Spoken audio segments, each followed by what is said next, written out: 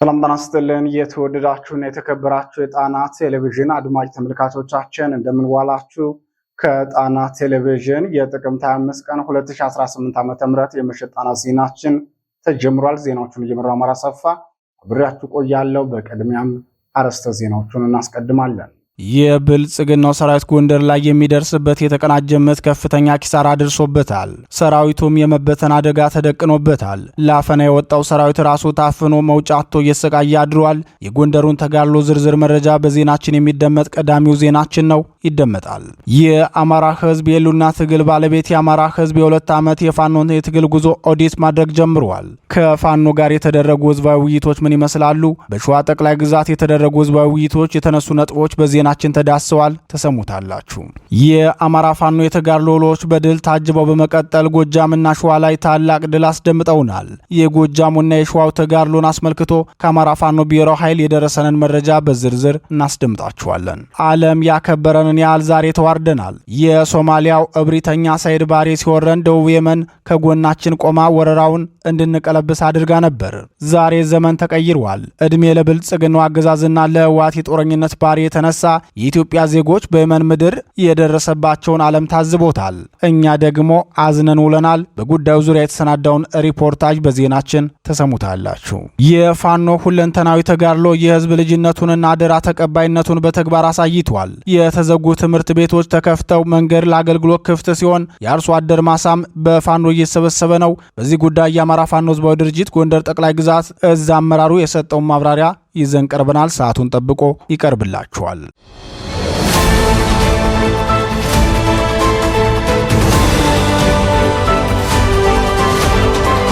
የተወደዳችሁና የተከበራችሁ የጣና ቴሌቪዥን አድማጭ ተመልካቾቻችን እነዚህንና ሌሎች የግንባርና የትንታኔ ዘገባዎችን ይዘናል። እስከ ዜናዎቻችን ፍጻሜ ድረስ አብራችሁ እንድትቆዩ እየጋበዝን ወደ ዝርዝር ዜናዎቹ እናልፋለን።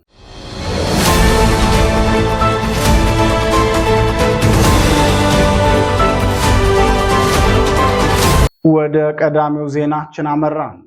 ለአፈና የወጣው የብልጽግናው ሰራዊት ታፍኗል። ፋኖ አዲስ የአፈና ስልት ነድፎ እየተንቀሳቀሰ የሚገኘው የብልጽግናው ሰራዊት በጎንደር ከፍተኛ ምት ገጥሞታል። የአማራ ፋኖ ብሔራዊ ኃይል ደጃዝማች በላይ ዘለቀ ዕዝ ጎንደር የበጋሻው ክፍለ ጦር በሚንቀሳቀስበት በጎንደር ቀጠና ማክሰኞ ዙሪያ መረጃ አጥፍቶ ወደ ፋኖ ካምፕ ዘልቆ የገባው የአገዛዙ ሰራዊት በፋኖ በተደረገበት ጸረ ማጥቃት ከፍተኛ ወታደራዊና ቁሳዊ ኪሳራ አስተናግዶ መመለሱ ታውቋል። ከማክሰኝት ከተማ በቅርብ ርቀት ወደ ጎንደር የበጋሻው ክፍለ ጦር ቀጠና ዘልቆ የገባው የብልጽግናው ሰራዊት ወይንዬ ላይ በደረሰበት ከባድ ምት ተበትኖ መመለሱ ተገልጿል። የአማራ ፋኖ ብሔራዊ ኃይል አፋባ ደጃዝማች በላይ ዘለቀ ዕዝ ቃል አቀባይ ክፍል ተጋድሎን አስመልክቶ ባደረሰን መረጃ ዳግማዊ ቴዎድሮስ 5ኛ ኮር ጎንደር የበጋሻው ክፍለ ጦር የፋሲለደስ ብርጌድ ወይንዬ ላይ ባደረገችው ተጋድሎ በርካታ የብልጽግናው ሰራዊት ሙትና ቆስለኛ አድርገውታል። ድሉ በጥቂት ኃይል ትልቅ ድል ማስመዝገብ የተቻለበት ነው ብሏል። ከጠዳ ማክሰኝትና ከጎንደር ተውጣቶ በሌሊት መረጃ አጥፍቶ ወደ ቀጠናው የገባው የብልጽግናው ሰራዊት በፋኖ ላይ ጉዳት ለማድረስ ከፍተኛ ዝግጅት አድርጎ የነበረ ቢሆንም ፋኖ ቀድሞ በደረሰው መረጃ የተቀናጀ ዘመቻ በማድረግ ኦፕሬሽኑን በጠንካራ ክንድ መክቶ በብልጽግናው ሰራዊት ላይ ከበባ አድርጎበታል። የአማራ ፋኖ ብሔራዊ ኃይል ደጃዝማች በላይ ዘለቀ ዕዝ ጎንደር የበጋሻው ክፍለ ጦር ሰራዊት የብልጽግናውን የሌሊት ኦፕሬሽን ለመመከት በተደረገው የጸረ ማጥቃት ኦፕሬሽን ለ3 ሰዓታት ዘለቀ ውጊያ ማድረጉን የገለጹት ምንጮቻችን በዚህ ትንቅንቅ በብልጽግናው ሰራዊት ላይ የደረሱ ሰዋዊና ቆሳዊ ኪሳራ ከፍተኛ ነው ብለዋል። በዚህ ትንቅንቅ በብልጽግናው ሰራዊት ላይ የደረሰው ሰዋዊና ቆሳዊ ውድመት ከፍተኛ ነው። ከ10 በላይ የብልጽግናው ሰራዊት ሙትና ቆስለኛ ሲሆኑ 5 ደግሞ በፋኖ እጅ መግባታቸው ተነግሯል። በጎንደር የበጋሻው ክፍለ ጦር ፋሲለደስ ብርጌድ አባላት ክፉኛ የተመታው የብልጽግናው ሰራዊት ተበታትኖ በተለያየ አቅጣጫ መመለሱን የገለጹት የግንባር መረጃዎች በዚሁ በጎንደር የበጋሻው ክፍለ ጦር ቃኘው ብርጌድ ቡርቧክስ ቀበሌ ላይ በደፈጣ መመታቱን ነግረውናል። በሁለቱም ግንባር በተደረገው አውደ ውጊያ ብልጽግናው ያልጠበቀው ሽንፈትና ከፍተኛ የስነ ልቦና ቀውስ ውስጥ ገብቶ በከፍተኛ መስዋዕትነት ተመልሷል።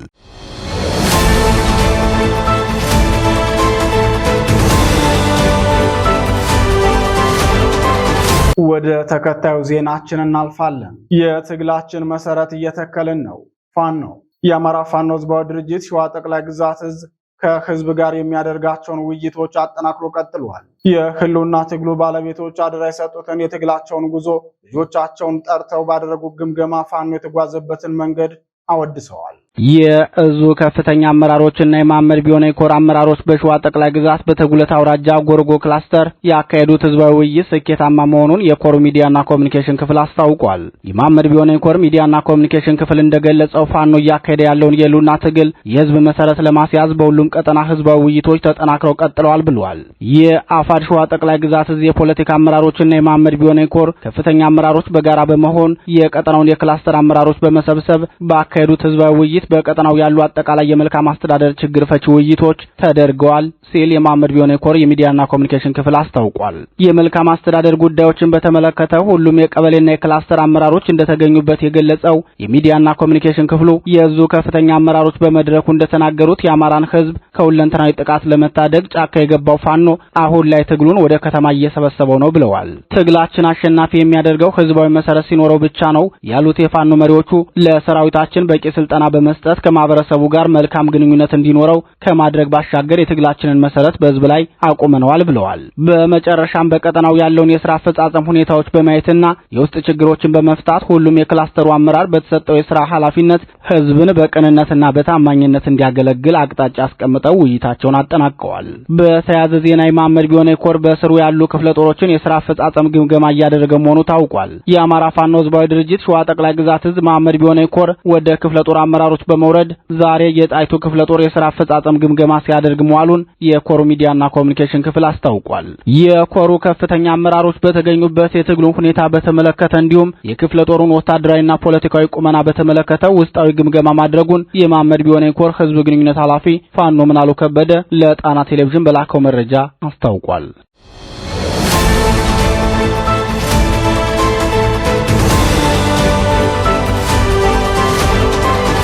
ክቡራትና ክቡራን ዜናዎቻችን እንደቀጠሉ ናቸው።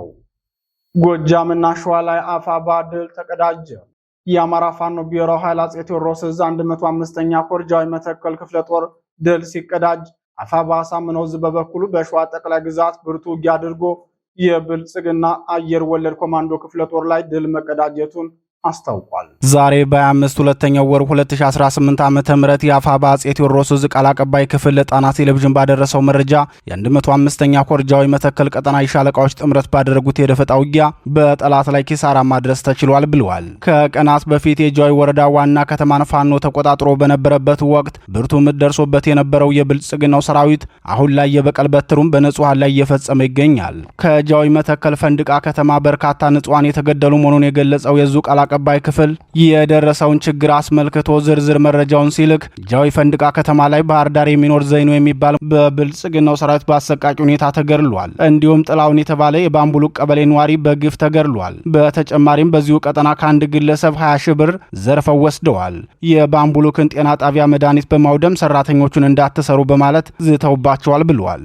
ከዚህ በከፋ መልኩ ደግሞ ጃዊ ፈንድቃ ከተማ ላይ የቀን ሰራተኞችን በማፈስ ፋኖ ማርከናል እያሉ ድራማ መስራታቸውን የገለጸው የዙ ቃል አቀባይ ክፍል በገቡበት ቀጠና ሁሉ በተለይ የተዘጉ ቤቶችን በመክፈት ያገኙትን ዕቃ ሁሉ ዘርፈዋል። እንደ ወርቅና ብር መሰል ጌጣጌጦችን ወስደዋል። የማህበረሰቡን አዝመራም የምሽግ መቆፈሪያና የአስከሬን መቅበሪያ አድርገውታል። ከወፍጮ ቤት በመግባት ናፍጣ ቀርተው ወስደዋል። ቁስለኛ በመያዝ ዓለም አቀፍ የጦርነት ሕግ በመጣስ በአሰቃቂ ሁኔታ ገድለዋል። ፊልፊል ቀበሌ ላይ የጤና ኬላ ሰራተኞች ቤት በመግባት ከልብስ ጀምሮ እስከ ትልልቅ ዕቃዎች ድረስ ዘረፋ ፈጽመዋል ሲል የብልጽግናው ሰራዊት ወደ ፈንድቃ ከተማ ተመልሶ ሲገባ የፈጸመውን ሁለንተናዊ ግፍ ገልጾታል።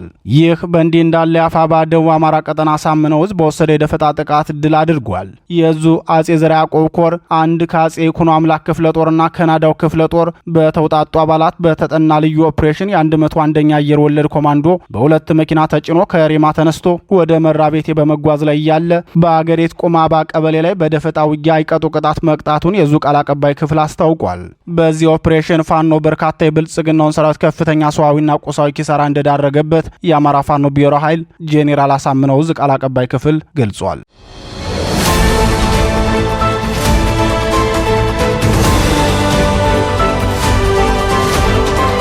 ክቡራትና ክቡራን የጣና ቴሌቪዥን አድማጭ ተመልካቾቻችን የጥቅምት 25 ቀን 2018 ዓ.ም የምሽት ጣና ዜናችን አሁንም እንደቀጠለ ነው። የጦረኛ መንግስት ዜጎች አስጨናቂ ጉዞ። የብልጽግናው መንግስት አንደበት ላይ ተደጋግማ የማትደመጥ በስህተት ብትነገርም ደግሞ የማታምርባቸው ቃል ብትኖር ሰላም የምትለዋ ቃል ናት። በተለይ በሊቀመንበሩ በኩል ሰላም የሚለው ቃሉ ራሱ የማይወደድ መሆኑን ተግባራቸው አሳይቶናል።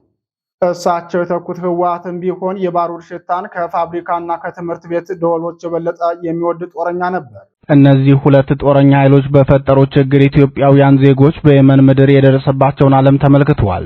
የጦርነት ነጋሪትን ደጋግመው የሚጎሰሙት ሁለቱ ኃይሎች የሰሜን ዕዝ ሰራዊትን ተቀናጅተው የከዱበትን 5ኛ ዓመት መታሰቢያ በዓል በተናጠል ሲያከብሩ አንደኛው ሌላኛውን በጦርነት እየከሰሱ ነው። ሆኖም ሁለቱም ኃይሎች የጦርነት ጠማቂዎች እንጂ ሰላማዊ ፖለቲካን ማራመድ የሚችሉ አለመሆናቸውን በጭካኔ የሚገዙት ህዝብ አስቀድሞም የተረዳው እውነታ ነው። ህወሓትም ሆነ የኦሮሞ ብልጽግና ፓርቲ የጦርነት ምክንያታቸው ታወቁና ተቆጥረው የተቀመጡ ናቸው። ሁለቱም ስልጣንን ተከትሎ የሚገኝ ጥቅምን የሌላ ብሔረሰብ ርስትን ንጥቂያና በብሔር የበላይነት ስም የራሳቸውን ጠባብ ጥቅመኞችን የማጎልበት ፍላጎት ነው። ህወሓት ወደ ጦርነት ለመግባት የሚንደረደርበት ምክንያት ወልቃይት ጠገዴን ካላገኘው በማለት ነው። ለዚህ የወረራ ፍላጎቱ የሚሰጠው ሽፋን ደግሞ የፕሪቶሪያ ስምምነት ይተግበር፣ ተፈናቃዮች ወደ ቀያቸው ይመለሱ የሚል ነው። ተፈናቃዮች እንዲመለሱ ጥሪ ሲቀርብ ደግሞ እንደ ሙሽራ በመሳሪያ አጅቤ ካላስገባሁማ ምኑን ተፈናቃዮች ተመለሱ ሲል ነፍጡን ከትከሻው ላለማውረድ ምክንያት ይደረድራል። የፕሪቶሪያውን ስምምነት በመጣስ ቀዳሚው ራሱ ህወሓት ሆኖ ሳለ ክስ እያቀረበ ያለው ግን በአማራ ክልል ወልቃይት ጠገዴ ሰቲት ሁመራ ዞን አስተዳደር ላይ ነው። በዚህም የተነሳ ጦርነት ካልከፈትኩ እያለ ሰራዊት አሰልጥኖና ከፍተኛ የጦር መሳሪያ ግዢ ፈጽሞ ማማ ላይ ተቀምጦ በፉጭት እየተሳደበ ነው።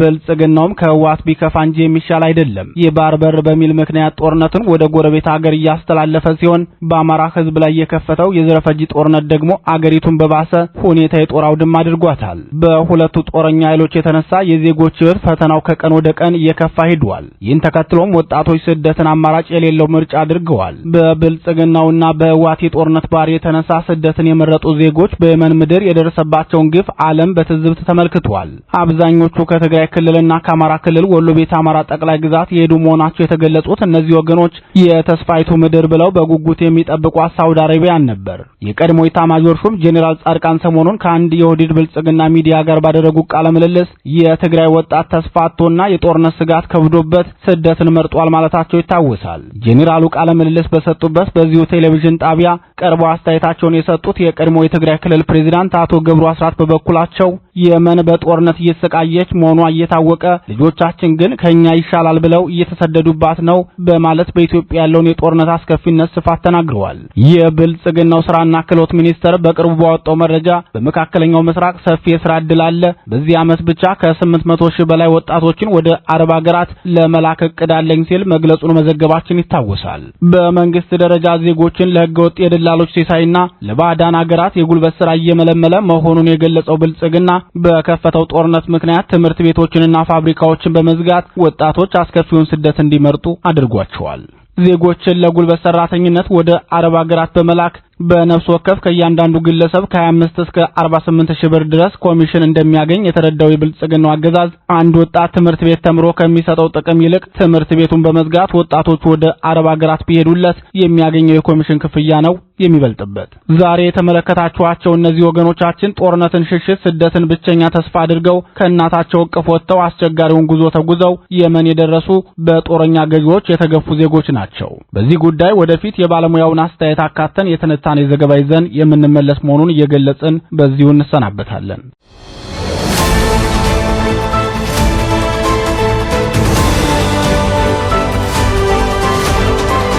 ወደ መጨረሻው ዜናችን እናልፋለን። በክንዳችን የህዝብን አገልግሎት አስመልሰናል። ፋኖ የአማራ ህዝብ ከተከፈተበት ዘረፈጅ ጦርነት የተነሳ ማህበራዊና ኢኮኖሚያዊ አገልግሎቶች ጭምር ተከልክሎ ከፍተኛ ግፍ እየተፈጸመበት ይገኛል።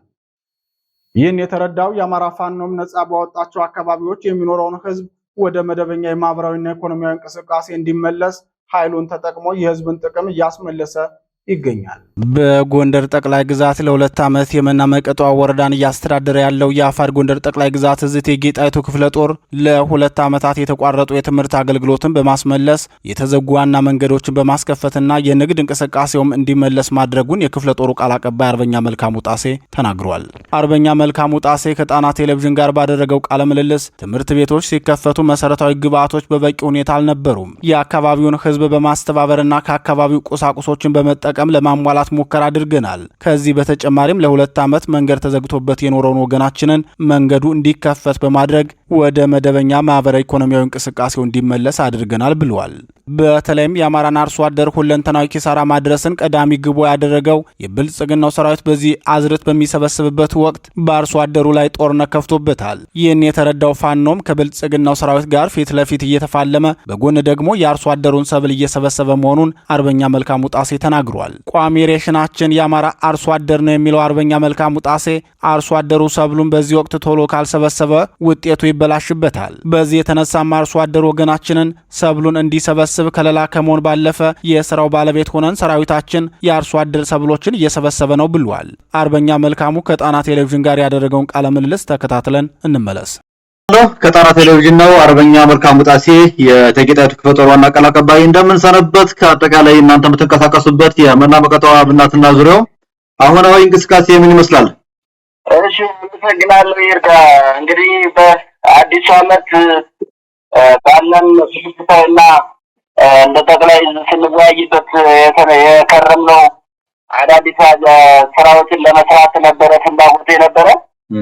በዚህም የተነሳ በክልሉ የተለያዩ ማህበራዊ ተቋማት አገልግሎቶች ቆመው ስለነበር እነሱም ወደ ነበሩበት ለመመለስና በጥቅሉ የማህበረሰብ አገልግሎት የሚባሉትን ወደ መደበኛ ስራ እንዲሰሩ በተሰጠው አቅጣጫ መሰረት እንደ ክፍለ ጦር በምንንቀሳቀስበት በእብናትና መና መቀጠዋ ወረዳዎች ሰፊ ስራ ለመስራት ስንንቀሳቀስ ነው የቆየ ነው።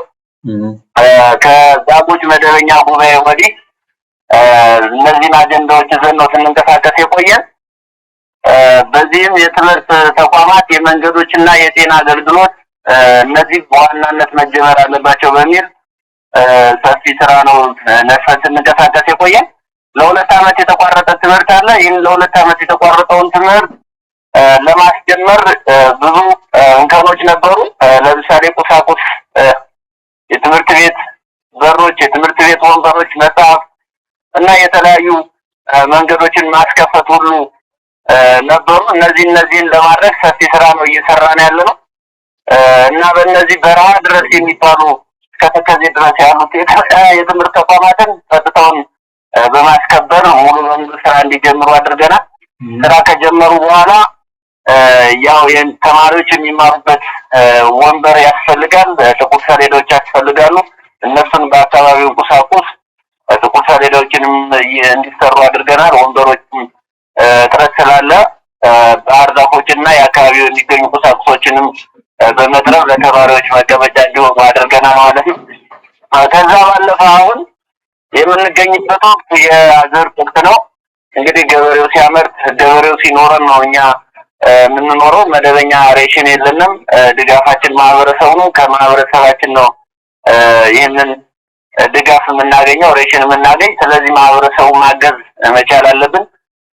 ይህንን በማሰብ የደረሱ ሰብሎችን በመሰብሰብ ነው የሰነበት ነው። እንግዲህ በሁለቱ ወረዳዎች ሰፊ ስራ ነው ስንሰራ የቆየን። ደካሞችን በማገዝ የአጠቃላይ ሰፊ የእርሻ ተቋማት ያላቸውን ገበሬዎችን በማገዝ የማህበረሰብ አገልግሎት የሚሰጡ ተቋማት የተዘሩ አዝርቶች አሉ። እነሱን በመሰብሰብ ሰፊ ስራ ተጠምደን የቆየ ነውና ሰብል በሰፊው እየሰበሰብን ነው። ጠላት ደግሞ አሁን በየገጠሩ እንቅስቃሴ እያደረገ ነው። ይህን እያደረገ ያለው ደግሞ ክምሮችን እንደለመደው ለማቃጠል ነው። ከብቶችንም እንዲሁ ሰብሉም እንዳይሰበሰብ ከብቶችንም መንዳት ጀምሯል። ይህንን እንትን ለማለት ቶሎ ማህበረሰቡ ሰብሉን እንዲያጭድ ሰብሉን ቶሎ እንዲሸክፍ እያደረግን ያለ ነው። መንግስት ደግሞ ይህንን የሚለው አካል ደግሞ ይህንን ለማደናቀፍ ገበሬው ሰብሉን እንዳይሸክፍ ሰፊ የማህበረሰብ ማስታጠቅ በሚችለው አቅም እየተንቀሳቀሰ ነው ያለ። እንደሚታወቀው አምና ከባድ መሳሪያዎች ላይ ክምሮች ላይ እየጣላ ሲያቃጥል ከርሟል። ውቂያ ላይ ደግሞ ወይም ሰውን ሲሰበስቡ ደግሞ የፋኖ ክምችት ነው እያለ ሞርተርም የተለያዩ ነገሮች እየጣለ ከገበሬዎች ሲመቱ እኔ የከረሙት ያ ከመሆኑ በፊት ተረባርበን ሰብሉን ወደ ቤት መሸከፍ ስላለብን በዛ ስራ ላይ ተጠምደን ያለን አሁን ወስድ በተሻለ መልኩ እየተሰበሰበ ነው። እኛም እስካሁን አልወዘንም ማለት ነው። ከዛ ባለፈ ደግሞ መኪና መንገዶችም እንዲሁ በስርዓቱ ተከልክለው መኪና ስለማይሄድባቸው ተቆራርጠው ነው የነበር። እኛም አማራጭ ፈለግን። ዋና መስመሮች ወደ እነሱ መጋቢ መንገዶችን መዝጋት አማራጭና ስላገኘ ነው ወደ እነሱ መጋቢ መንገዶችን ዘግተን ሌሎችን መንገዶች እንዲከፍቱ ነው ጥረት ያደረግነው። በዚህ የተነሳ በየወረዳዎች እንዲገባ በተለይ ደግሞ እኛ በተቆጣጠር ነው በበና መቀጠዋ አካባቢ ያለው ቀጠና ግዴታ እንዲገባ አስገዳጅ ሁኔታ ፈጠርን። አሁን በዚህ የተነሳ እንዲገባ ተደርጓል። መኪና መንገዶች ከብናት ወደ ዳህና ተለቀዋል። ከብናት ደጋመዛ ተለቀዋል። ከጉና ክምር ድንጋይ መቀጠዋም እንዲሁ ተለቀዋል ማለት ነው። ሲለቀቁ መኪናው ለ2 ዓመት ተከልክሎ ስለቆየ የተበላሹ መንገዶች አሉ። እነዚህ ማህበረሰቡን በማውጣት እንዲሰሩ ታደርገናል። የተቆራረጡ መንገዶችን በገበሬው አቅም በህዝባችን አቅም ተጠግነው ዳግም ህዝባችን ማስቲካም የሱቅ ዕቃም ተከልክሎ የነበረውን ነግዶ እንዲበላ ለማድረግ እንግዲህ ገበሬውን አውጥተን ሰፊ ስራ ስንሰራ ነው የቆየ ነው ማለት ነው። በጥቅሉ የማህበረሰብ አገልግሎት ስራ ላይ ነው ተጠምደን የቆየ ነው። ጎን ለጎን ደግሞ ጥላት እየተንቀሳቀሰ ይመጣል። እሱን በመዋጋትም ገበሬውንም በማገልገልም ነው የቆየ ነው ማለት ነው እስካሁን።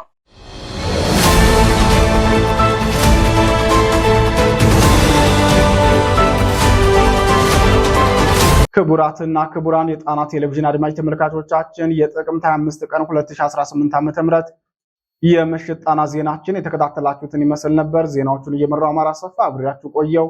የጣና ቴሌቪዥንን የዩቲዩብ ቻናል አማራጮች ሰብስክራይብ በማድረግ በቋሚነት ወዳጅ እንድትሆኑ እንጠይቃለን። ጤና ይስጥልን።